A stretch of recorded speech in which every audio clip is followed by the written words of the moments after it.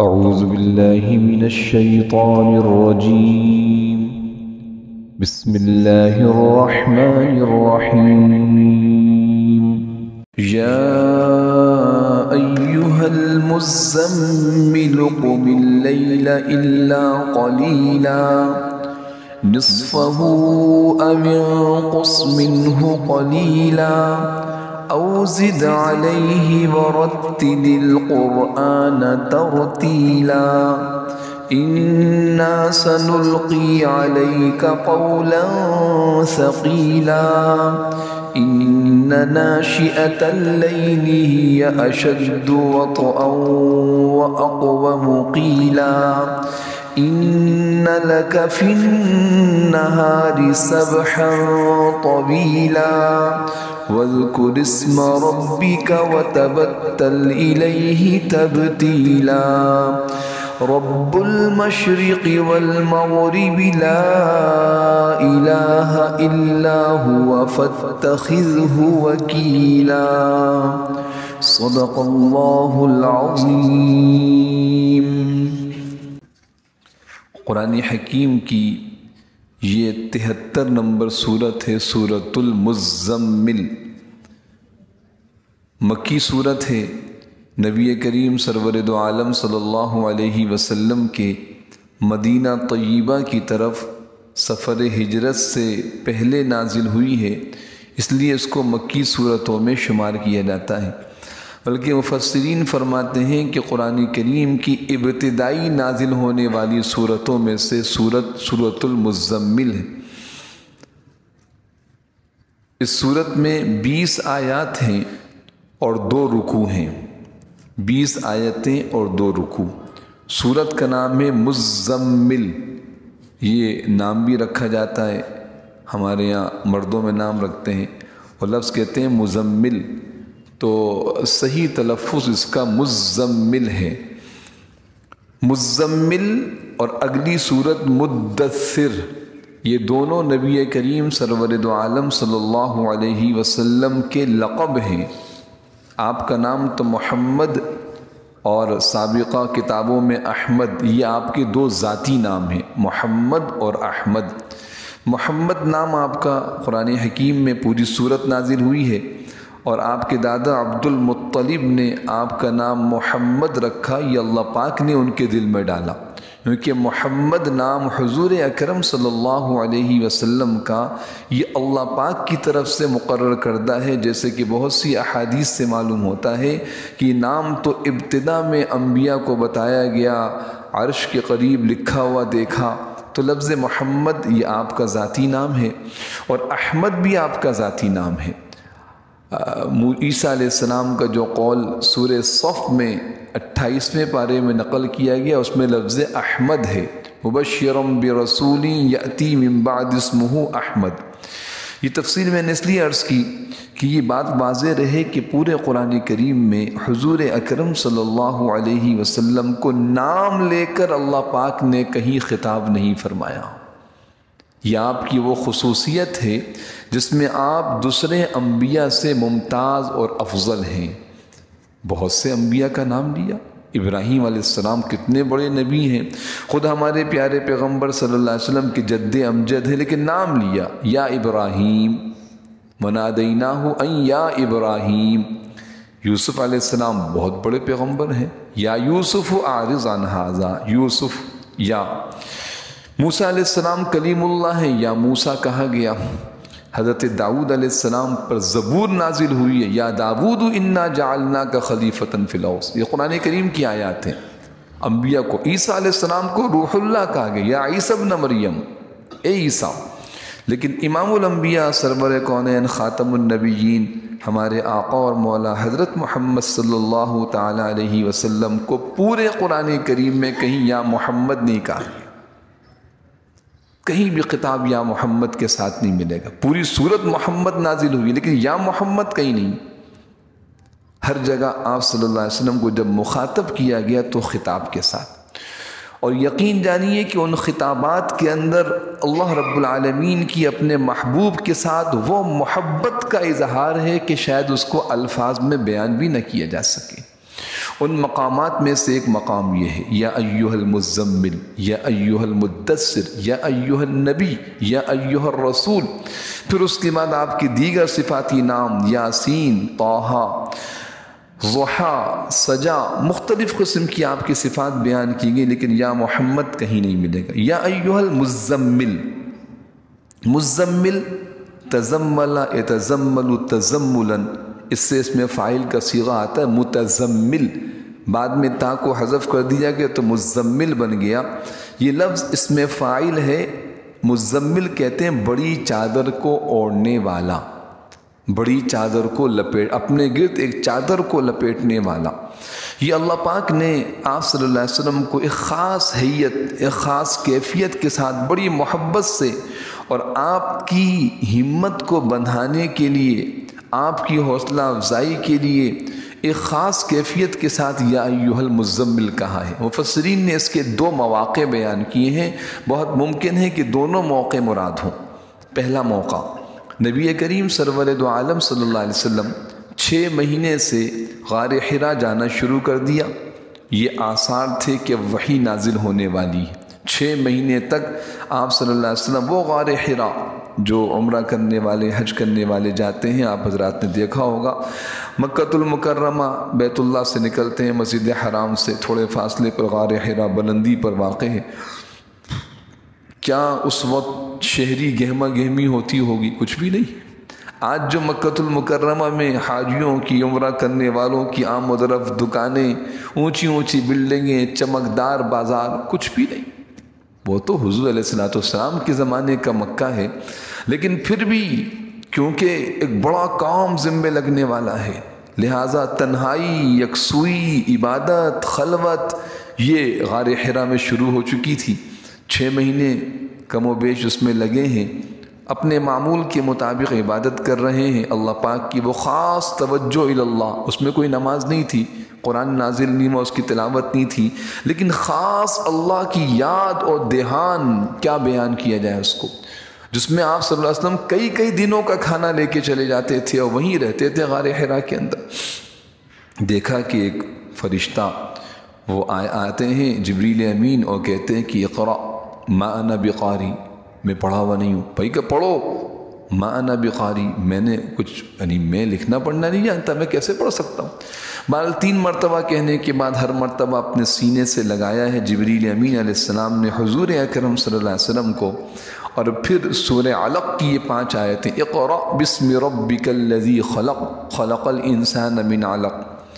اللہ کرے ہم بھی عربی زبان کو، قرآن کی زبان کو اتنا سیکھ لیں۔ عربی بولی جائے تو صرف عربی ذہن میں رہتی ہے، اصل تو قرآن کی زبان مقصود ہے، اصل تو رسول اللہ صلی اللہ علیہ وسلم کی احادیث کو سمجھنا مقصود ہے۔ ہم اس لیے عربی پڑھتے ہیں، اس لیے نہیں عربی پڑھتے کہ سعودیہ میں جائیں گے لوگوں سے عربی بولیں گے، عرب ممالک میں عربی زبان میں بات کریں گے، ہم تو اللہ کا کلام سیکھیں گے، اللہ کے رسول صلی اللہ علیہ وسلم کی احادیث کو سمجھیں گے۔ تو ان 5 آیات میں اللہ پاک نے جو بات ارشاد فرمائی ہے، یقیناً رسول اللہ صلی اللہ علیہ وسلم نے اس کو سمجھا۔ یہ دوسرا جو اقرأ وربک الاکرم، اس میں تبلیغ کا حکم دیا گیا، آپ کو ساری انسانیت کا پیغمبر بنایا گیا، آپ خود بھی پڑھیے، لوگوں کے سامنے اللہ کا کلام پڑھ کے سنائیے۔ جب آپ صلی اللہ علیہ وسلم واپس آتے ہیں بالکل الگ ہی کیفیت ہے۔ وحی کے نازل ہونے کا بھی اتنا بوجھ ہوتا تھا، آگے انا سنلقی علیک قولا ثقیلا میں بھی یہ بات آئے گی، قول ثقیل کہا گیا ہے وحی کو، کہ شدید سردی کے موسم میں لوگ کپ کپا رہے ہیں، اور جب وحی نازل ہوتی تھی ام المؤمنین سیدہ عائشہ صدیقہ رضی اللہ تعالیٰ عنہ فرماتی ہیں، بخاری شریف کی روایت ہے، آپ کی پیشانی سے پسینہ پھوٹتا تھا، پیشانی سے پسینہ بہنے لگتا تھا۔ یہ کیفیت ہوتی تھی وحی کے نازل اور اللہ کا کلام۔ اونٹی پر بیٹھے، اونٹی اپنی گردن ڈال دیتی تھی، بیٹھ جاتی تھی۔ زید بن ثابت، سیدہ عائشہ صدیقہ رضی اللہ تعالیٰ عنہ دونوں سے منقول ہے، آپ صلی اللہ علیہ وسلم کا سر مبارک ران پہ رکھا ہوا ہے، آرام فرما رہے ہیں۔ ان دونوں صحابی ام المؤمنین حضرت زید بن ثابت کی مختلف اوقات تو کہتے تھے ایسا لگتا تھا میری ران پھٹ جائے گی، ٹوٹ جائے گی، وحی نازل ہونا شروع ہو گئی تھی۔ تو آپ صلی اللہ علیہ وسلم پر وہی پہلی وحی تھی، جبریل امین کو دیکھا ان کی حالت کے اندر، بعض فرماتے ہیں اصل حالت میں دیکھا تھا، تو جب آپ واپس تشریف لائے وہاں سے تو آپ کی کیفیت متغیر تھی، اور اپنی زوجہ مطہرہ صادقہ سیدہ خدیجہ رضی اللہ تعالیٰ عنہ سے کیا فرمایا؟ زملونی زملونی زملونی زملونی، چادر اڑا دیں مجھے چادر اڑا دیجئے۔ کیفیت تبدیل ہو گئی، سردی بھی محسوس ہو رہی ہے، بوجھ بھی ہے، طبیعت متغیر ہے۔ پھر سیدہ خدیجہ رضی اللہ تعالیٰ عنہ کو پورا واقعہ سنایا تو آپ نے بڑی حوصلہ افزائی کی، ورقہ بن نوفل کے پاس لگی، وہ تفصیلی الگ واقعہ۔ تو جو اس موقع پہ فرمایا زملونی، اپنی اس کیفیت کو دور کرنے کے لیے چادر میں لپٹ گئے، اللہ کو وہ ادا بڑی پسند آئی، کہا یا ایھا المزمل، یا ایھا المزمل، اے چادر میں لپٹے ہوئے قم، کھڑے ہو جائیے، آپ کے ذمے تو بڑا کام لگایا گیا ہے، آپ کی تو بڑی اونچی شان و صفات ہیں، آپ کا تو بڑا مقام و مرتبہ ہے، لہٰذا چادر اوڑھنے کے بعد جو کیفیت آپ کی ہے وہ کیفیت اللہ کو پسند آئی کہ میرے کلام کی عظمت و ہیبت، میری ذمہ داری کا بوجھ، اس کی فکر میں میرے محبوب کی یہ کیفیت ہوگی، چادر اوڑھ کے لیٹے ہوئے، چادر اوڑھ لی انہوں نے، یا ایھا المزمل، اے مزمل چادر میں لپٹے ہوئے۔ تو ایک تو یہ وجہ، پھر اس کے بعد وحی نازل ہوئی، آپ صلی اللہ علیہ وسلم کھڑے، پھر کچھ عرصے بعد وحی رک گئی، جب وحی رک گئی تو مشرکین نے تانے دینے شروع کر دیے، اور پھر اس کے بعد آپ صلی اللہ علیہ وسلم کی طبیعت پر بھی بڑا گرانی تھی۔ کچھ دنوں کے بعد آپ فرما رہے ہیں کہ میں ایک راستے میں جا رہا تھا، اچانک میں نے دیکھا آسمان کی طرف تو وہی فرشتہ جو غار حرا میں آیا تھا، اور اس نے مجھے جو ہے قرآن کریم کی آیات سنائی، تو آپ صلی اللہ علیہ وسلم پر پھر وہی کیفیت نازل ہوئی، اور آپ جا کے اب کی مرتبہ جا کے چادر کے کمبل، موٹا کمبل سا اوڑھ کے لیٹ گئے۔ اللہ رب العالمین کو یہ ادا بھی پسند آئی، سورۃ المدثر نازل ہوئی، یا ایھا المدثر، کمبل میں لپٹے ہوئے، لحاف کو اوڑھنے والے، قم فانذر وربک فکبر۔ تو مدثر اور مزمل، مزمل پہلی وحی کے بعد، مدثر دوسری وحی کے بعد یہ آیات نازل ہوئی۔ تو ایک واقعہ تو مزمل کہنے کا محدثین نے احادیث نبویہ کی روشنی میں یہ بیان کیا ہے۔ دوسرا واقعہ اس سے عجیب تر ہے، حضور اکرم صلی اللہ علیہ وسلم دین حق کی دعوت دے رہے ہیں، آنے والی وحی کو سنا رہے ہیں، لوگ ایمان لا رہے ہیں، اب ایمان دل میں اتر رہا ہے تو شرک سے نفرت ہو رہی، کفر سے بیزاری۔ اب قریبی ماں باپ ہیں، اگر وہ ایمان نہیں لا رہے تو کوشش کر رہے ہیں کہ یہ بھی ایمان لے کے آئیں، ان پہ محنت۔ یہاں دارالندوہ کے اندر مجلس لگی، بڑے بڑے رؤسائے مکہ، سرداران قریش جمع ہوئے اور کہنے لگے کہ بھائی یہ ان کا معاملہ تو بڑھتا چلا جا رہا ہے۔ عرب کے اندر ایک مزاج تھا، ہمارے یہاں بھی ہے، کہ جب کسی کو حقیر سمجھتے ہیں تو اس کا مذاق اڑانے کے لیے کوئی نام رکھ دیتے ہیں، مذاق اڑانے کے لیے، ہے نا، بدھو کہہ دیا کسی کو، کوئی اور نام رکھ دیا، اس کو منع کیا گیا۔ سورہ حجرات میں منع کہ لا تنابزوا بالالقاب بئس الاسم الفسوق بعد الایمان، کہا دیکھو کسی کا نام مت رکھو چڑھانے کے لیے، لہٰذا بہت سختی سے ممانعت ہے، ہمارے اس کو تو معمولی بات سمجھتے ہیں اور تفریح لیتے ہیں۔ میرے محترم دوستوں، سخت گناہ ہے، اس سے بچنا چاہیے۔ بہرحال تو انہوں نے کہا، کسی نے کہا کہ بھئی کاہن نام رکھ دو، نجومی نام رکھ دو، پاگل کہہ دو، مجنون، ساحر۔ پھر سب نے کہا ساحر نام اچھا ہے، ساحر، جادوگر، یہ جادو کرتے ہیں لوگوں کے دلوں پر، اچھا بھلا آباء و اجداد کے دین پر ایک مرتبہ ان کی بات سنتا ہے تو بالکل اپنے آباء و اجداد باپ دادا کے دین سے پھر جاتا ہے۔ ماں باپ کافر ہیں، یہ کہتا ہے میں تو موحد توحید اور سارے بتوں کی نفی کرتا ہے، یہ جادوگر ہیں، جادوگر، ان کا نام ساحر رکھا جائے۔ وہ آئندہ ان کو دارالندوہ کے اندر مشورہ ہو گیا، آئندہ ان کو ساحر کے نام سے جان نظر آیا، محمد نہ، کہ محمد کے تو بڑے عظیم معنی تھے، عرب سمجھتے تھے محمد جس کی تعریف کی جاتی ہے اور مسلسل کی جاتی ہے، تو کہا بھی محمد نہیں، بعض تو کہ نعوذ باللہ اپنا غصہ اتارنے کے لیے کہتے تھے محمد نہیں، یہ مذمم ہے، جس کی مذمت بیان کی جائے، برائی بیان کی جائے۔ تو کہنے لگے ساحر۔ جب یہ بات آپ تک پہنچی تو آپ سوچئے کہ آپ کے قلب اطہر پر کیا بیتی ہوگی۔ میں تو ان کی ہدایت کے لیے، ان کو جہنم سے بچانے کے لیے، اللہ کی نافرمانی، کفر و شرک سے بچانے کی محنت، اللہ کا کلام سناتا ہوں، یہ مجھے جادوگر کہتے ہیں؟ کیا میرا عمل جادو ہے؟ کیا میرا کلام جادوگروں والا کلام ہے؟ آپ صلی اللہ علیہ وسلم پر بڑا غم ہوا۔ اب اس غم کی دو کیفیت ہے۔ بعض مفسرین نے لکھا ہے کہ آپ نے بڑی سی چادر اوڑھ لی، جیسے آدمی غم کے اندر کسی ایک کونے میں الگ تھلگ بیٹھ جاتا ہے، یا پھر وہی غم آپ پر لپٹ گیا چادر کی طرح، وہ غم کو اوڑھ لیا، گویا کہ آپ نے کہتا نا بھئی یہ آدمی ایسا، اس نے کسی کی کوئی پریشانی اوڑھ لی ہے، کوئی غم اوڑھ لیا ہے، تو وہ غم اوڑھ لیا آپ نے کہ لوگ جادوگر کہہ کے مجھے پکار رہے، آپ کو غم ہوا۔ اللہ رب العالمین کو اس کیفیت میں آپ نے دیکھا تو اللہ تعالیٰ نے آپ کو محبت بھرا خطاب فرمایا، یا ایھا المزمل، اے غم کو اوڑھنے والے، اے چادر کو اوڑھنے والے، قم، کھڑے ہو جائیے۔ آپ کی دل کو پختہ کرنے کا، دلوں میں استحکام کا ایک عمل ہم آپ کو دے رہے ہیں، وہ ہے تہجد کی نماز۔ یہ سورۃ المزمل آج 14 شعبان ہے اور آج کی رات 15ویں شب ہے۔ بہت سے فضائل آئے ہیں، کچھ انشاءاللہ عرض کیے جائیں گے۔ اس موقع کے اعتبار سے بھی اللہ پاک کی طرف سے بموقع یہ سورۃ المزمل بھی، سورۃ المزمل میں مزمل کی تفصیل عرض کر رہا ہوں۔ آگے جو آیات ہیں ان میں مرکزی بنیادی حکم جو دیا گیا ہے وہ تہجد کی نماز کا ہے۔ تہجد کی نماز، نماز پنجگانہ، 5 نمازوں کے فرض ہونے سے پہلے تہجد کی نماز فرض ہو چکی تھی، حضور علیہ السلام پر بھی اور عام مسلمانوں پر بھی۔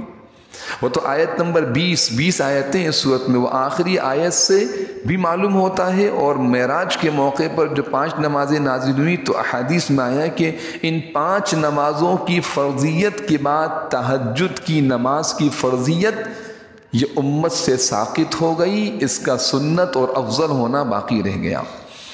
تو یا ایھا المزمل، عرض مزمل کی تفصیل کر رہا ہوں کہ اے غم کو اوڑھنے والے، اے غم کی وجہ سے چادر کو لپیٹنے والے، اے لوگوں کی تانوں اور ان کی آوازوں میں غمگین ہونے والے میرے محبوب، قم، کھڑے ہو جائیے۔ تو یا ایھا المزمل، مزمل کے معنی وہی چادر کو لپیٹنا، بڑی چادر اپنے اوپر اوڑھ لینا۔ حضور اکرم صلی اللہ علیہ وسلم تہجد کی نماز پڑھتے تھے تو اس وقت بھی ایک چادر اوڑھ لیے، کملی اوڑھ لے، کملی اوڑھنے والے، کملی چادر، وہی لفظ ہے مزمل۔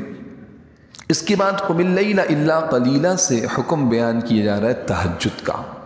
اب تھوڑا سا اس کے بارے میں سمجھیے، تہجد کی نماز کسے کہا جاتا ہے؟ رات کے ایک بڑے حصے کو ان آیات سے معلوم ہوتا ہے کہ اللہ کی عبادت میں گزارنا چاہیے۔ مفسرین نے لکھا ہے کہ عشاء کی نماز کے بعد نفل کی نیت سے جو نماز پڑھی جائے اس میں تہجد کی نیت کی جا سکتی ہے، البتہ اس کا افضل ترین وقت رات کا آخری تیسرا حصہ ہے۔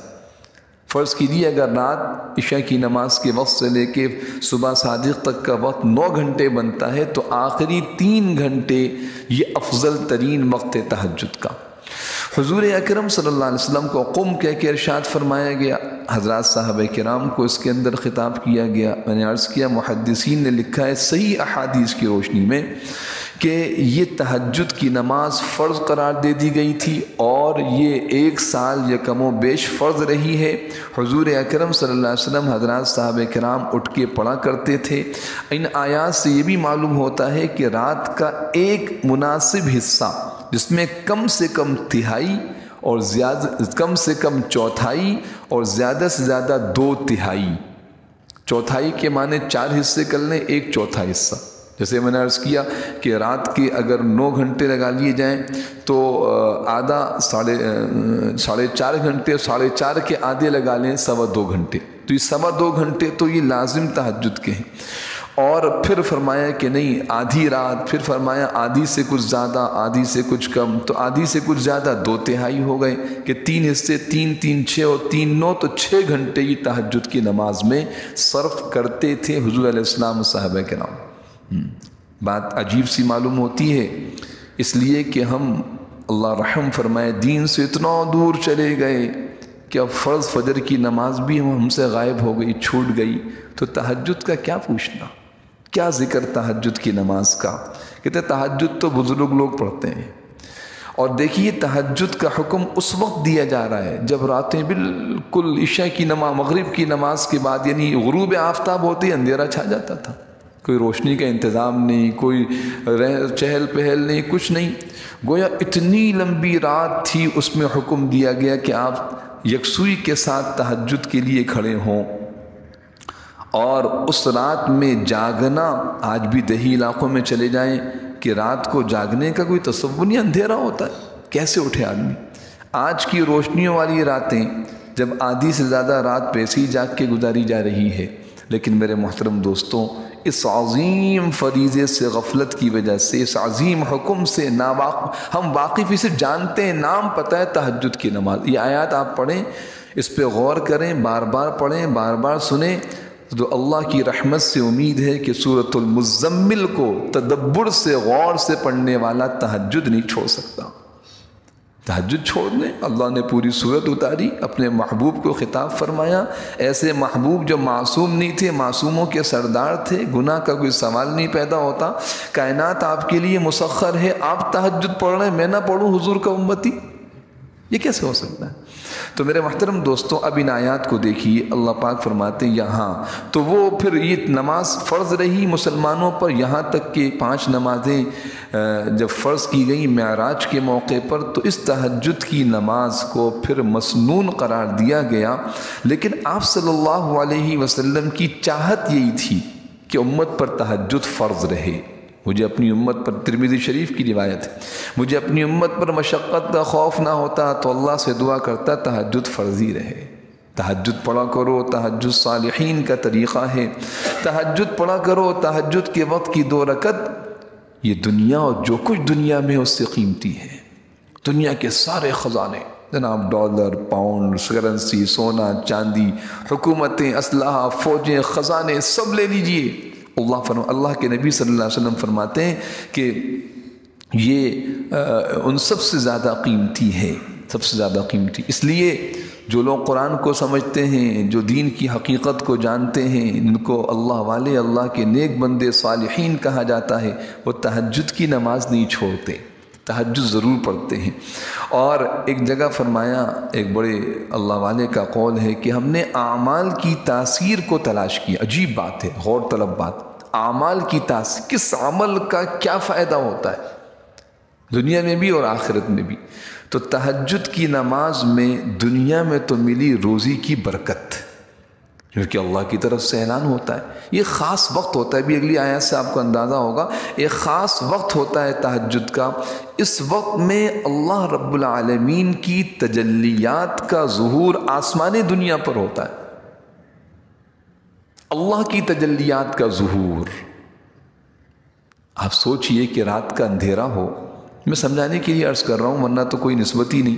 رات کا اندھیرا ہو اور اس پورے ہال کو 1 2 نہیں 1000 جدید قسم کی لائٹوں سے روشن کر دیا جائے. رات کا اندھیرا ہو اور اس ہال کو 1000 جدید قسم کی نئی ٹیکنالوجی کی لائٹیں جو ہیں وہ لگا دی جائیں. بتائیے یہاں روشنی کی کیا کیفیت ہو، ایک عجیب ہی منظر ہوگا. کیا نسبت ہے ان لائٹوں اور روشنیوں اور ٹیکنالوجیوں کو رب العالمین کی تجلیات کے ساتھ. تو اللہ کی تجلی کا مظہر آسمان دنیا پر ہو تو وہ اس وقت کی کیا کیفیت ہوگی، اس لیے حکم دیا جا رہا ہے. تو فرمایا کہ تہجد کی نماز میں دنیا کا جو برکت ملی ہمیں، وہ روزی کی برکت ملی کہ اللہ کی طرف سے اعلان ہوتا ہے کوئی ہے روزی میں برکت مانگنے والا، میں اس کو روزی دیتا ہوں. اور آخرت کے اعتبار سے ہمیں قبر کی روشنی تہجد کی نماز میں ملی. قبر کی روشنی، جناب قبر میں روشنی کسی اور چیز سے نہیں ہو سکتی. دنیا کی کوئی چیز ہماری قبر کو روشن نہیں کر سکتی سوائے اعمال کے. ان اعمال میں سے بڑا عمل جس سے قبر روشن ہو جائے کیا ہے بھائی؟ فرمائیے تہجد کی نماز. تو سب پڑھیں گے انشاءاللہ. اب ان آیات کو دیکھیے، یا آیات کو دیکھیے، ایک ایک لفظ پہ دیکھیے کس انداز سے تہجد کا حکم دیا گیا. تو بتائیے اب تہجد کو چھوڑنا کتنے نقصان کی بات ہوگی. میں کہہ دوں 1 کروڑ کا نقصان ہو جائے چھوٹا ہے، تہجد کا چھوٹنا اس سے بڑا نقصان.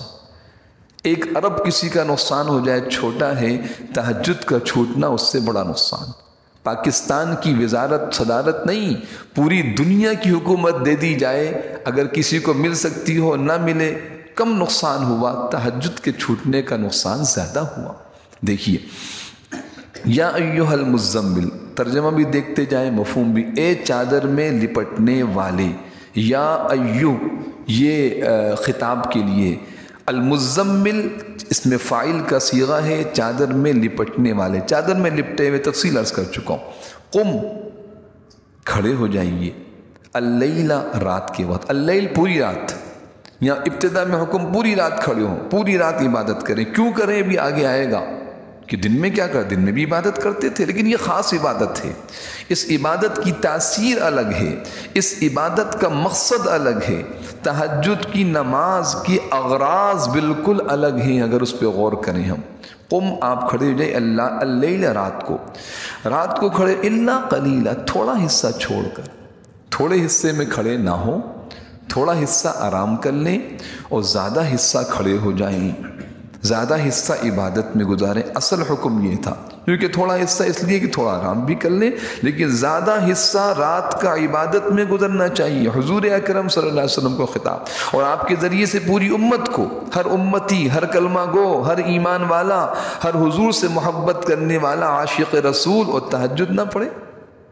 قم کھڑے ہو جائیے، اللیل رات کے وقت، الا قلیلا مگر تھوڑا سا حصہ، لکھا ہے رات کا تھوڑا حصہ چھوڑ کر باقی رات عبادت کے لیے کھڑے ہو جایا کریں، باقی رات عبادت کے لیے۔ آگے چلیے، نصفہ رات کا آدھا حصہ، اب انقص منہ یا اس آدھے سے کچھ، قلیلا کچھ کم کر لیں، رات کا آدھا حصہ یا اس سے کچھ کم کر لیں عبادت کے لیے۔ یہ سب وہ صورتیں بیان کی جس میں گنجائش ہے۔ میں نے کہا اس پورے کا جو خلاصہ نکلے گا اس کا، آیت نمبر 20 کا، وہ یہ نکلے گا کہ چوتھائی رات عبادت میں صرف کرنی چاہیے۔ گنجائش لیے دی گئی کہ یہ وقت کی تعین، افضل تو یہ ہے کہ رات آدھی سے زیادہ، 2/3، 9 گھنٹے کی رات میں 6 گھنٹے عبادت، 3 گھنٹے آرام، اور کم سے کم درجہ 9 گھنٹے کی رات میں چوتھائی وقت۔ چوتھائی وقت کا مطلب کیا ہوا کہ 2.25 گھنٹے عبادت میں، اگر 9 گھنٹے کی رات تو باقی اس کا حساب لگا لیا جائے۔ نصفہ رات کا آدھا حصہ، اب انقص منہ قلیلا یا اس سے کچھ کم، او زد علیہ یا اس سے کچھ زیادہ، آدھی رات آدھی سے کم آدھی سے زیادہ یہ آپ کی عبادت میں گزرنی چاہیے، اور بقیہ وقت جو مل جائے اس میں آرام کر لیا کریں۔ تہجد کی نماز کیوں پڑھنی ہے؟ کیا مقاصد ہیں اس کے؟ فضائل تو میں نے عرض کیے تھوڑے سے، بہت فضائل ہیں، اور اس سے بڑی فضیلت کیا ہوگی کہ آپ صلی اللہ علیہ وسلم نے تہجد کبھی نہیں چھوڑی۔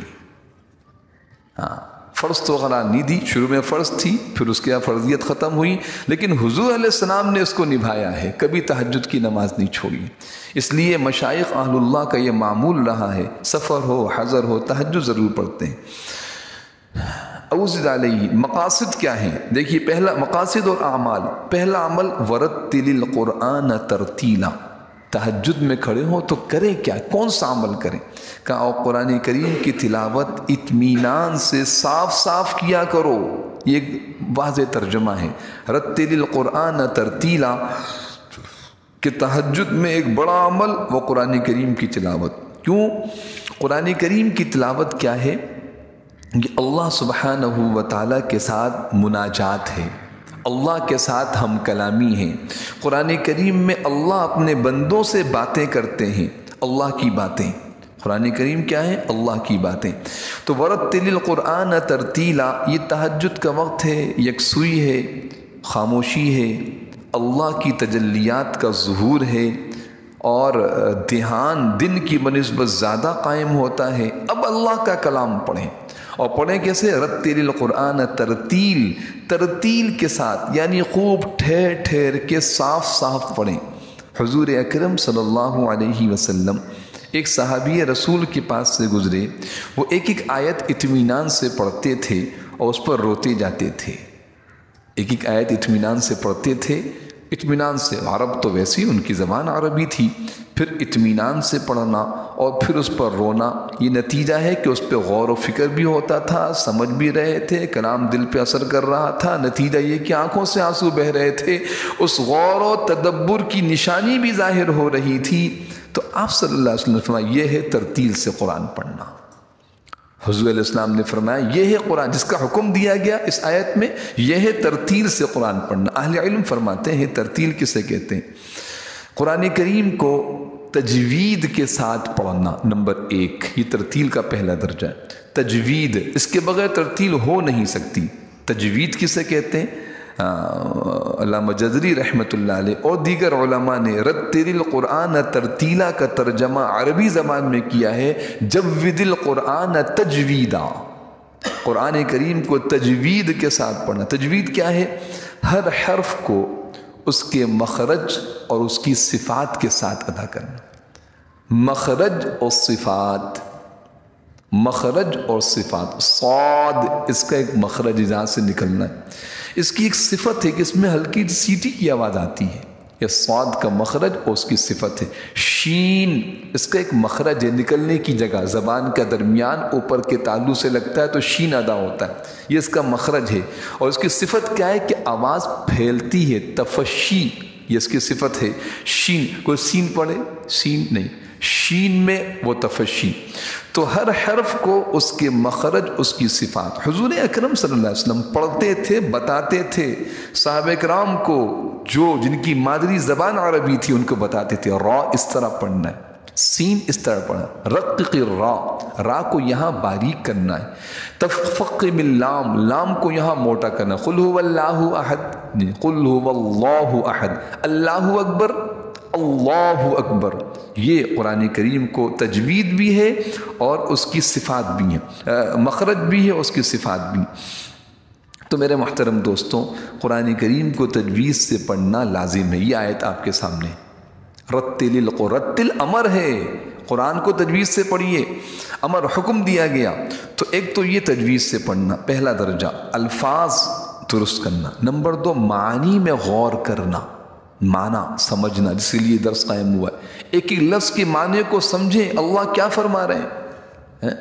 میرے محترم دوستوں، کوئی چھوٹا سا، آج کل تو وہ خط وط کا زمانہ چلا گیا، اب تو موبائل ہے اور میسیجز ہیں، میسیج آ جائے جی خاص امپورٹنٹ آپ کے لیے ہے، یہ میسیج خاص آپ کے لیے ہے، اور یہ اس میں بہت اہم پیغام ہے، لیکن ہے یہ فرینچ زبان کے اندر، فرانسیسی زبان میں، جرمن کی حکومت کی طرف سے جرمنی زبان میں آیا آپ کے لیے۔ کیا کریں گے؟ لپیٹ کے رکھ دیں گے؟ سمجھ میں نہیں آتا، وقت نہیں ہے ہمارے پاس۔ ایک معمولی حکومت، ان کی ایمبیسی کی طرف سے کوئی میسج آ جائے آپ کے پاس، اس پہ لکھا ہو کہ یہ جرمنی کی ایمبیسی سے آیا، پھر دیکھیے کیا کیفیت ہوتی ہے۔ پورے شہر میں تلاش کریں گے کوئی جرمنی جاننے والا ہو، وہ آج کل تو ٹرانسلیشن کا ہے، وہ فوراً کسی طرح یہ لفظ سمجھ میں نہیں آ رہا ہے، اس میں پوری بات تو یہ لفظ رہ گیا، اس کا مطلب کیا ہے؟ میرے محترم دوستوں، رب العالمین کی طرف سے یہ کلام نازل ہوا ہے، لہٰذا ہمارے لیے پیغامات ہیں، سمجھنے کی کوشش کرنی چاہیے عظمت کے ساتھ۔ تو تجوید، ہر حرف کو اس کے مخرج اور صفات سے پڑھنا۔ نمبر 2 پھر اس کے معنی پہ غور و فکر کرنا، اور معنی پہ غور و فکر جب کیا جائے گا، اور پھر حضور اکرم صلی اللہ علیہ وسلم نے ترتیل کے معنی میں اس کو بھی شامل فرمایا، جو جتنی استطاعت ہو تجوید اور معنی پہ غور کے ساتھ ساتھ حسن صوت کے ساتھ پڑھنا۔ آپ کو اللہ نے جو آواز دی ہے اس آواز میں اللہ کے کلام کو خوبصورت انداز سے پڑھیں۔ زین القرآن باصواتکم، فرمایا قرآن کو خوبصورت آوازوں سے پڑھا کرو، آپ صلی اللہ علیہ وسلم کی حدیث ہے۔ تو یہ جب یہ سارے کام ہوں گے تو پھر کیا ہوگا؟ پھر قرآن کا اثر دل پر ہوگا۔ قرآن کا دل پہ اثر کیوں نہیں ہو رہا؟ نہ تجوید سے پڑھتے ہیں، نہ معنی پہ غور کرتے ہیں، تو آواز تو کون بنائے گا جس کو فکر ہی نہ ہو، بس جو کہے کسی طرح سورہ فاتحہ ختم ہو، نماز مکمل ہو، پھر فلاں کام کے لیے جاؤں۔ قرآن کریم کی تلاوت کا اول تو وقت ہی نہیں، وقت ملے تو جلدی کہیں قرآن خوانی میں چلے گئے پارے ختم کرنے۔ میرے محترم دوستوں، قرآن اس طرح نہیں ہے، اس آیت کی جتنی تفصیل بیان کی جائے کم ہے۔ اللہ فرماتے ہیں اپنے محبوب کو تہجد کی نماز کا خاص وقت، مفسرین فرماتے تہجد کے لیے خاص نہیں ہے، لیکن تہجد کا وقت ایسا ہے، آپ اٹھ کی تلاوت کیجیے، آپ کو اندازہ ہوگا کیسے آواز کان میں جاتی ہے، کیسے ایک ایک حرف ادا ہوتا ہے، اگر اس پہ غور کیا جائے تو ہر حرف دل میں اترے گا۔ تو فرمایا وَرَتِّلِ الْقُرْآنَ تَرْتِیلًا، پہلا عمل تہجد کی نماز میں وہ قرآن کریم کو ترتیل سے پڑھنا ہے۔ اس لیے ہمارے مشائخ فرماتے ہیں کہ تہجد کی نماز میں قرآن کی لمبی لمبی صورتیں یاد نہ ہو، جتنی صورتیں یاد ہیں اسی کو 2 رکعتوں میں پڑھ لیں۔ 10 صورتیں یاد ہیں، پہلی رکعت میں جو ہے وہ 6 صورتیں پڑھ لیں، 7 پڑھ لیں، آخر میں 4 پڑھ لیں، 3 پڑھ لیں، بار بار اسی طرح ہر 2 رکعت میں پڑھتے۔ تہجد کی نماز میں رکعت میں تلاوت لمبی ہونا قرآن کریم سے حضور علیہ السلام کے عمل سے ثابت ہے۔ کوشش کریں گے انشاءاللہ بھائی، رتل القرآن ٹھہر ٹھہر کے پڑھیں، سیکھیں، قرآن کریم کی تجوید کو سیکھیں۔ میرے محترم دوستوں، یہ مستقل عمل ہے۔ ایسا نہ ہو کہ ہم تجوید سے قرآن نہ پڑھیں اور قرآن کے معنی بدل جائیں، بگڑ جائیں، ثواب کے بجائے گناہ ہو، نماز بھی نہ ہو، نماز بھی نہ ہو، ہاں نماز بھی نہ ہو، کیونکہ جب معنی بدل جائیں گے نماز ٹوٹ جائے گی۔ فقہاء نے صاف لکھا ہے، معنی نہیں بدلے، لفظ نہیں بدلا، زبر زیر کی تبدیلی ہو گئی، نماز ٹوٹ جائے گی۔ صراط الذین انعمت علیہم، پڑھ لیا صراط الذین انعمت علیہم، تا تو پیش زبر، تا تھا پیش پڑھ لیا، زبر کی جگہ پیش پڑھ لیا۔ تو میرے محترم دوستوں، فقہاء نے لکھا ہے نماز فاسد ہو گئی، نماز نہیں ہوئی، دوبارہ پڑھنی ہوگی۔ تو سیکھنا چاہیے نہیں سیکھنا چاہیے، اور 5-10 منٹ نکالیں اس کے لیے تو انشاءاللہ سیکھنا آسان۔ KG1 سے لے کر ڈاکٹریٹ تک کے لیے یونیورسٹیاں قائم ہیں، قرآن سیکھنے کے لیے مساجد، مدارس، مکاتب ہیں، تو اس کے لیے اہتمام اور فکر کے ساتھ سیکھنا چاہیے۔ وَرَتِّلِ الْقُرْآنَ تَرْتِيلًا إِنَّا سَنُلْقِي عَلَيْكَ قَوْلًا ثَقِيلًا، ہم تم پر ایک بھاری کلام نازل کرنے والے ہیں۔ اِنَّا سَنُلْقِي عَلَيْكَ قَوْلًا ثَقِيلًا، خطاب آپ صلی اللہ علیہ وسلم کو ہے اور تعلیم امت کو بھی ہے۔ تہجد کے پڑھنے کا ایک بڑا مقصد اور غرض یہاں بیان کی جا رہی ہے۔ اِنَّا یقیناً ہم، سنلقی عن قریب نازل کرنے والے ہیں، نلقی القاء کرنا، سکھانا، اتارنا، نازل کرنے والے، علیک آپ پر، قولاً ایک ایسا قول، ثقیلا جو بڑا بھاری ہے، بڑا بھاری ہے۔ بھاری ہونے کا ایک مفہوم تو میں نے ابھی عرض کیا کہ جب وحی نازل ہوتی تھی تو آپ کے چہرے پر سخت سردی کے موسم میں پیشانی سے پسینہ نکلتا تھا، اونٹنی بیٹھ جاتی تھی، جس صحابی کے سر پہ ران پہ آپ صلی اللہ علیہ وسلم کا سر مبارک ہوتا تھا، ران ٹوٹنے، غرض یہ کہ شدت ہوتی تھی، قول ثقیل۔ دوسرا قول ثقیل کے معنی کیا ہیں کہ احکام ان لوگوں پر جن کے دلوں میں کفر و شرک جمع ہوا ہے، جن کے دلوں میں دنیا کی محبت ہے، قرآن ان کے لیے بڑا بھاری ہے۔ یہ قرآن بھاری تھا مشرکین پہ، تاب نہ لا سکتے تھے سننے کی، مارنے کو دوڑتے تھے۔ اجعل الآلہۃ الہا واحدا، اتنے سارے بت ان کو چھوڑ کے صرف ایک سے ہوگا، سمجھ میں نہیں آتی بات۔ یا اسی طرح دل میں اگر دنیا کی محبت ہے، دنیا سے ہونے کا یقین ہے، مال کی محبت ہے، چیزوں کی محبت ہے، پھر قرآن کے احکامات بھاری معلوم ہوں گے، اور پھر مسلمان قرآن میں تعویلیں کرنے لگے گا۔ جناب اس زمانے کا سود حرام تھا، آج کا تھوڑی ہے، کیونکہ سود سے مال بڑھتا ہے، سود سے مال زیادہ آتا ہے، لہٰذا ہماری زندگی زیادہ مال سے بنے گی۔ اب قرآن بھاری لگے گا، قرآن کیا لگے گا بھائی؟ بھاری لگے گا۔ نماز میاں گھر پہ بھی ہو جاتی، کس نے مسجد میں جانا ضروری تھوڑی ہے، ہمارے ساتھ تو یہ عذر ہے۔ وَإِنَّهَا لَكَبِيرَةٌ، یہ نماز بھاری ہے، إِلَّا عَلَى الْخَاشِعِينَ، مگر جن کے دلوں میں خشوع ہے ان کے لیے بھاری کوئی نہیں۔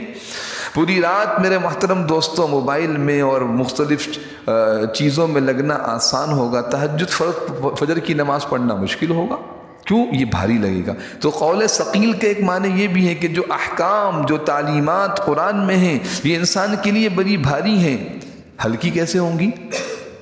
جی اس پہ ذرا غور فرمائیے، خصوصی توجہ فرمائیے اس بات پہ کہ قولا ثقیلا امت کے لیے کیا مطلب؟ حضور علیہ السلام کے لیے تو قول ثقیل وہی بھاری ہے، امت کے لیے قول ثقیل، جی یہ احکام قول ثقیل گرا اور بھاری ہوں گے۔ دن بھر اپنی زندگی کو، تجارت کو، ملازمت کو، گھر بار کو، لوگوں سے ملنے جلنے کو، اپنے غصے کو قابو میں رکھنا، رشوت سے بچنا، جھوٹ سے بچنا بڑا بھاری ہوگا۔ آسان کیسے ہوگا؟ تہجد کی نماز پڑھو، آسان ہو جائے گا۔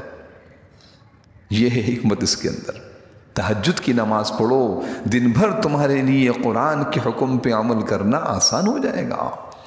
تمہیں تہجد کی نماز سے وقوت و طاقت ملے گی۔ آگے آ رہا ان ناشئۃ اللیل ہی اشد وطئا واقوم قیلا، اللہ اکبر۔ تو یہ رات کا اٹھنا معمولی نہیں ہے، یہ تمہارے دل کو ایسا مضبوط، تم میں ایسی ایمانی تقویت و قوت پیدا کرے گا، بد نظری میں نظر کا جھکانا آسان ہو جائے گا۔ رات کی تہجد معمولی چیز نہیں ہے، یہ صورت اور اس کی یہ آیات تہجد کی بڑی حکمتوں کو بیان کرتی ہیں، بڑے احکام کو بھی، حکمتوں کو بھی، فضائل کو بھی، ترغیب بھی، ہر پہلو اس کے اندر ہے۔ تو انا سنلقی علیک قولا ثقیلا، ہم آپ پر ایک بھاری کلام نازل کرنے والے ہیں۔ وہ بھاری کلام بھی بھاری، اس کا آگے امت تک پہنچانے کی ذمہ داری بڑی بھاری ہے۔ ہلکی کیسے ہوگی؟ تہجد کی نماز سے۔ انا سنلقی علیک قولا ثقیلا، ہم آپ پہ نازل کرنے والے ایک ایسا قول جو ثقیل ہے، بھاری ہے۔ ایک آیت آج کے درس میں اور لے لیں، پھر کچھ شعبان سے متعلق بات عرض کرنی ہے۔ ان ناشئۃ اللیل، بے شک رات کے وقت اٹھنا، یہ اشد وطئا، ایسا عمل ہے جس سے نفس اچھی طرح کچلا جاتا ہے۔ ترجمہ لکھا ہے حضرت نے، جس سے نفس اچھی طرح کچلا جاتا ہے۔ میں لفظی ترجمہ بھی عرض کروں گا، یہ نفس کچلا جانا آپ سمجھیں گے انشاءاللہ، جس سے نفس اچھی طرح کچلا جاتا ہے۔ وہ اقوام قیلا، اور بات بھی بہتر طریقے سے کہی جاتی ہے، بات بھی بہتر طریقے سے کہی جاتی ہے۔ پھر دیکھیے انا یقیناً ناشئۃ اللیل، اب یہ حکمت بیان کی جا رہی ہے تہجد کی، اس کا فائدہ کیا ہے، اس کی حکمت کیا ہے، اس سے غرض کیا ہے۔ دن بھر کاروبار کرتے رہے، تجارت، ملازمت، کھیتی باڑی، حلال کمانے کی محنت کرتے رہے، حرام کی تھوڑی ہی بات ہو رہی ہے۔ دن بھر لوگوں کے ساتھ اچھا سلوک، خلق خدا کی خدمت میں لگے رہے۔ آپ صلی اللہ علیہ وسلم دن بھر کیا کرتے تھے؟ یہ سارے کام تھے، لیکن رات کی تہجد کیوں ہے؟ اس لیے کہ ان ناشئۃ اللیل، بے شک رات کے وقت اٹھنا، ناشئہ، نشأ، نشو نما، اٹھان، اردو میں کہتے ہیں نشو نما، اس کی نشو نما، اس کی اٹھان بڑی اچھی ہے۔ تو اٹھنا، ناشئہ اٹھنا، اللیل رات کے وقت، یہ رات کا اٹھنا طبیعت پہ بہت گراں ہے، بہت بھاری ہے۔ ہاں، دن بھر کی تھکاوٹ ہے، مشقت ہے، سب چیزیں، اور آج کل کی بھاری پن ہم سب کے سامنے مصروف ہے مختلف چیزوں کے اندر۔ اب کیسے اس کو چھوڑ کر وضو کریں اور تہجد کی نماز پڑھیں؟ آج امت رات کو جاگ رہی ہے، لیکن میرے محترم دوستوں، جن گناہوں کے اندر جاگ رہی ہے، ان گناہوں کی ایسی نحوست ہے کہ تہجد ہے، فرض فجر کی نماز نکل جاتی ہے، اور معاشی زندگی پر اس کا بدترین اثر پڑ رہا ہے، لیکن ہم سمجھ ہی نہیں رہے، مدہوش ہیں۔ تو قرآن کیا کہتا ہے؟ ان ناشئۃ اللیل، اس کے بالمقابل رات کو اللہ کے لیے اٹھنا، عبادت کے لیے، تہجد کے لیے رات کو اٹھنا، ہیا، یہ اٹھنا ایسا ہے، ہیا یہ، اشدو، بہت زیادہ سخت ہے، وطئن، کچلنے والا، وطأ کہتے ہیں کچلنا، ہاں یعنی روند ڈالنا، وطأ روند ڈالنا۔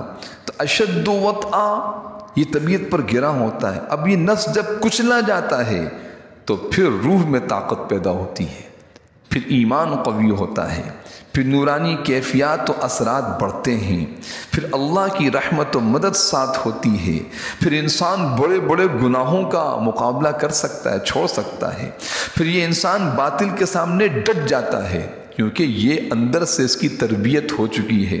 تو یہ استحکام نفس ہے، یہ اشد وطئا، نفس اچھی طرح کچلا جاتا ہے۔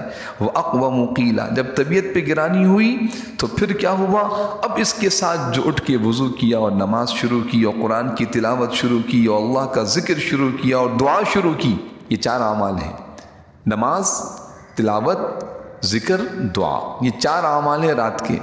تو یہ اعمال شروع کیے تو قرآن کہتا اقوم قیل، اقوم قائم سے، زیادہ قائم، زیادہ بہتر، قیلا قول کے اعتبار سے۔ اب جو قرآن پڑھا جائے گا، اب جو اللہ کا ذکر کیا جائے گا، اب جو دعا کی جائے گی، اس کا ایک ایک لفظ، مفسرین نے عجیب عجیب بات لکھی ہے، کہا کہ یہ وقت ایسا ہے کہ انسان کے لیے اب کوئی شور نہیں ہے۔ دن میں آپ کتنی تلاوت کریں، لیکن رات کی تلاوت، مولانا الیاس صاحب رحمۃ اللہ علیہ جو یقیناً اللہ کے مقبول بندے تھے، فیصلہ وہ ان کی موت پر، ہاں موت بتائے گی کہ انسان دنیا سے کیسا گیا ہے، اس کی زندگی کے دینی کارنامے، اس کے صدقہ جاریہ کی صورتیں بتائیں گی کہ انسان کا اللہ کے یہاں درجہ کیا تھا۔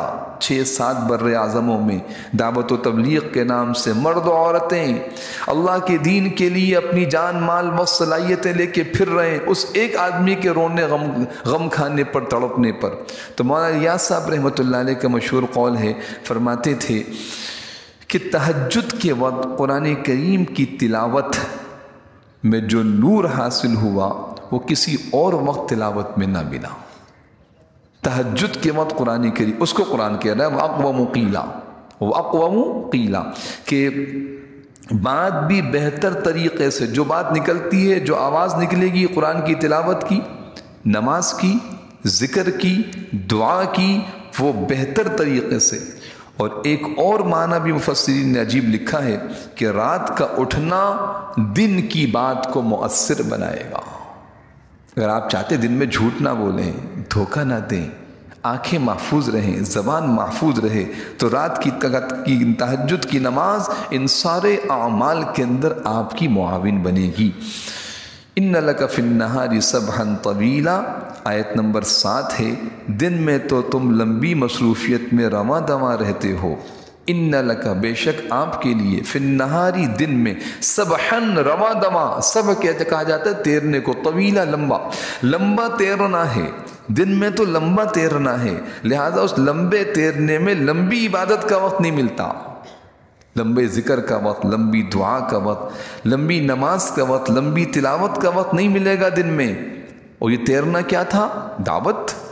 یہ تیرنا کیا تھا؟ حقوق اللہ کی ادائیگی، انسانوں کے لیے حقوق العباد کی ادائیگی، یہ ساری ادائیگی دن میں ہو رہی ہے، اور یہ دن کی ساری ادائیگی بھی شریعت کے مطابق ہو رہی ہے، لیکن یہ بھی دین ہے کہ یہ سب اپنی جگہ پر، یہ سب اپنی جگہ پر، لیکن اللہ کے ساتھ مناجات، تنہائی کی اور خلوت کی عبادت، اس کو قربان نہیں کی، اس کو چھوڑا نہیں جا سکتا، یہ چھوٹ نہیں سکتی، اس کے لیے الگ سے وقت نکالیں کہ دن میں تو آپ کے لیے بڑا لمبا تیرنا ہے، لہذا دن کی عبادت اپنی جگہ پر، رات کو یہ عبادت خصوصی کرنی، اس کو تہجد کے عنوان سے اس کے اعمال پیچھے بیان کیے گئے، تو اس آیت میں اس کو بیان کیا گیا، ان لک فی النہار سبحا طویلا، یقیناً آپ کے لیے دن میں ایک لمبا تیرنا ہے، وہ تیرنا انسانوں کے مجمع میں دین کی دعوت کے لیے، انسانیت کی خدمت کے لیے، آپ صلی اللہ علیہ وسلم خدمت بھی کرتے تھے، عیادت کر رہے ہیں، لوگوں کی مدد کر رہے ہیں، اور سارا آپ کی زندگی اسی سے تعبیر تھی، یتیموں کی مدد، بیواؤں کی مدد،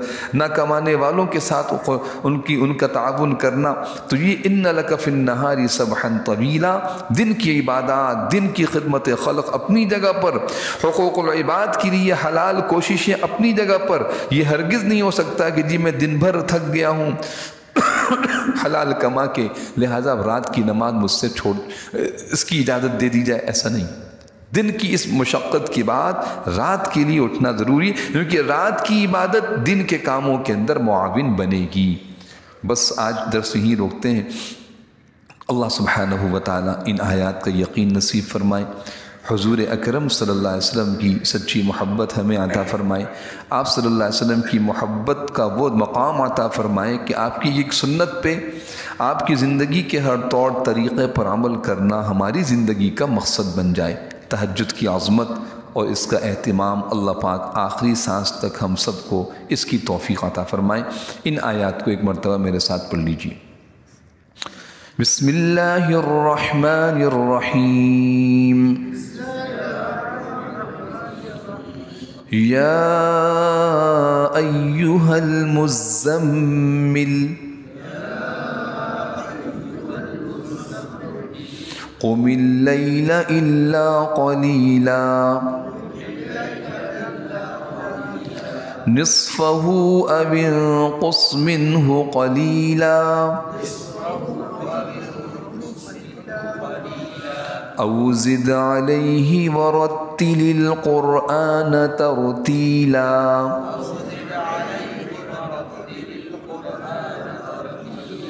انا سنلقی علیک قولا ثقیلا۔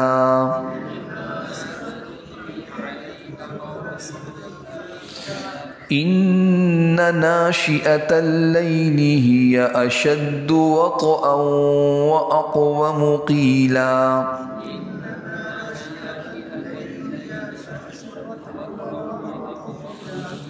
إن لك في النهار سبحا طويلا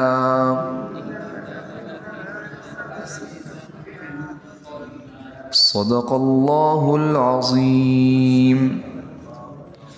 ایک عمل جو ہمارے مشائخ نے تربیت اور تعلیم کے لیے سکھایا ہے، بتایا ہے کہ تہجد کی عادت ڈالنے کے لیے بڑا آسان طریقہ ہے، اس پہ عمل کریں گے تو اللہ پاک انشاءاللہ ہمیں تہجد کا اہتمام کرنے والا بنائیں گے۔ فرماتے ہیں کہ عشاء کی نماز کے بعد فرض نماز پڑھ لی، اس کے بعد 2 سنتیں پڑھیں، 2 سنتوں کے بعد نفل وتر سے پہلے 2 رکعت 4 رکعت تہجد کی نیت سے پڑھیں۔ فرض 2 سنتیں، اس کے بعد وتر سے پہلے 2 رکعت پڑھ لیں، 4 رکعت پڑھ لیں، اللہ سے زیادہ توفیق دے 6 رکعت پڑھ لیں، کم سے کم 2 رکعت 2 رکعت اس نیت سے پڑھیں کہ یا اللہ میں صبح ضرور اٹھوں گا، اور اس کے سارے انتظامات کریں، الارم لگائیں، کسی کو جو اٹھنے والا ہے اس سے کہہ دیں، کسی اور سے جو انتظامات ہو سکتے ہیں سارے انتظامات، ساری کوششیں، پورا عزم ہو، پختہ ارادہ ہو، اور اس کے بعد یہ 2 رکعت تہجد کی نیت سے پڑھ کے سو جائیں، اللہ ضرور اٹھائیں گے، یہ بھی تہجد شمار ہو، کیونکہ عشاء کے بعد جو نفل پڑھے جائیں تہجد کی نیت سے وہ اللہ پاک تہجد میں شمار فرما دیں۔ اعلیٰ وقت وہی ہے، رات کا آخری پہر۔ پھر اس کے بعد اٹھنے کی کوشش کریں، پوری جان لگا دیں، ہم نے پوری تفصیل سن لی قرآن کریم کی آیات کہ تہجد کی نماز پڑھنی ہے۔ اگر خدا نخواستہ کبھی آنکھ نہ کھلی تو یہ 2 رکعت نماز، 4 رکعت نماز، 6 رکعت نماز جو ہم نے وتر سے پہلے پڑھی ہے، یہ تہجد کے زمرے میں، تہجد کی مقام پر اللہ کے یہاں مقبول ہوگی انشاءاللہ۔ اس کا اہتمام تو سب کریں گے انشاءاللہ، مستورات بھی آواز کو سن رہی ہیں، اس کا اہتمام فرمائیں۔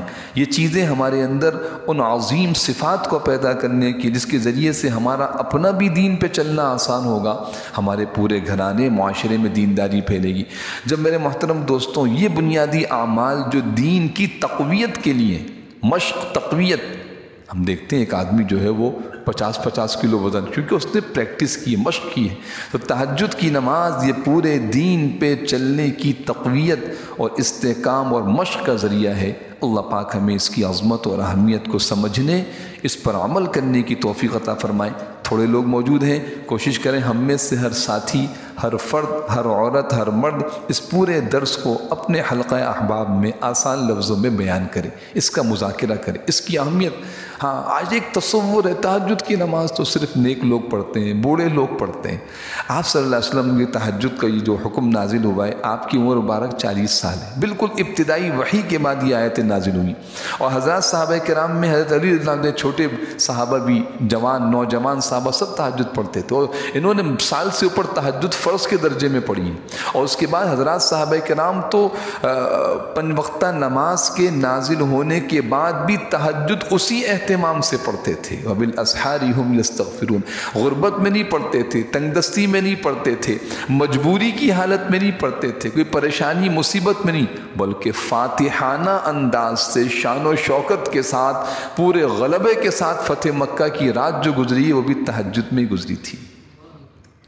حضرات صحابہ کرام جو مکہ مکرمہ میں فاتحانہ انداز سے داخل ہوئے تھے، حضرت ہندہ رضی اللہ تعالیٰ عنہ کا قول ہے مشہور کہ رات کو اٹھی میں دیکھوں کہ کیا ہوتا ہے آج تو سالہ سال کے ظلموں کا بدلہ لیا جائے گا، اور مکہ کی گلیوں میں انتقام کا جوش نظر آئے گا۔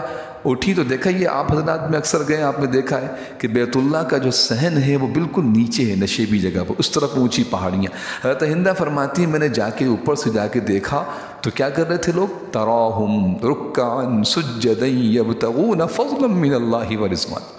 حضرات صحابہ کرام، خود امام الانبیاء سرور کونین صلی اللہ علیہ وسلم تہجد کی نماز کے اندر مشغول ہیں۔ تہجد کی نماز کے اندر صحابہ کی صفت قرآن بیان کرتا ہے، وَبِالْأَسْحَارِ هُمْ يَسْتَغْفِرُونَ، سحری کے وقت اٹھ کے یہ اللہ سے معافی مانگتے ہیں۔ تو میرے محترم دوستوں، اس کا مذاکرہ ہوگا تو اس کی حقیقت پوری سورہ مزمل، ابھی تو چند آیتیں پڑھی ہیں، آپ اگلی آیتیں دیکھتے جائیں گے، یہاں تک کہ آخری آیت تو خاص تہجد کی اہمیت اور اس کے فرضیت کے بعد کے حکم کو بیان کرتے۔ ان ربک یعلم انک تقوم ادنی من ثلثی اللیل، یہ آیت بڑی عجیب ہے، تو انشاءاللہ اپنے موقع پہ آئے گی۔ تو اس کا مذاکرہ میں یہ عرض کرنا چاہتا تھا کہ اس کا مذاکرہ، یاد دہانی، تذکرہ ہونا چاہیے کہ سورہ مزمل میں اللہ پاک یہ فرمانے، کوشش کریں گے انشاءاللہ سب۔